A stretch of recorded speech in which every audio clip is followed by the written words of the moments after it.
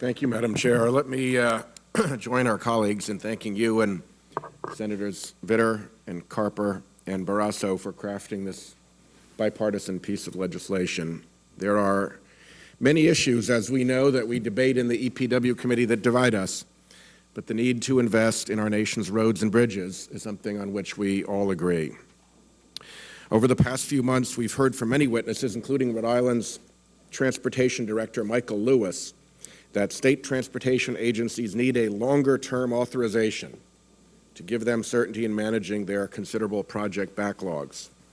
This bill delivers that, with 6 years of funding set at inflation-adjusted MAP 21 levels. While I would have preferred an even larger investment to meet our nation's transportation infrastructure needs, the bill we passed today is an important step that will fund thousands of projects and support more than 500,000 jobs a year through the year 2020. I'm particularly pleased that our bill provides over $2 billion for the Projects of National and Regional Significance program, an initiative I have long championed. This program recognizes that there are some infrastructure needs too critical to wait on the list of formula-funded projects. There are examples in Rhode Island that illustrate this need. The Viaduct Bridge in Providence carries Route 95, the essential interstate highway that connects major East Coast cities from Maine to Florida.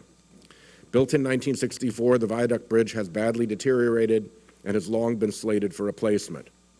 At that Viaduct Bridge, the 610 connector feeds Route 6 and 10 into Interstate 95 and downtown Providence. This connector network has also outlived its design life and needs replacement. It's comprised of 11 separate bridges, every one of them rated structurally deficient. Failure and congestion in this network of exchanges and bridges would cripple commerce along the I-95 Northeast corridor from Boston to New York. A PNRS grant could help us avoid such a calamity. I filed 2 amendments to the bill, which I may offer when it reaches the full Senate. The first would improve the PNRS program by ensuring that the Secretary considers the potential for job creation in the states that need jobs the most. Rhode Island still has the highest unemployment in the country.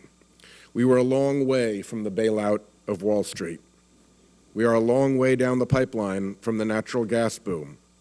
We were a long way from the big interventions like the auto industry rescue that helped bring back the economy in the Midwest.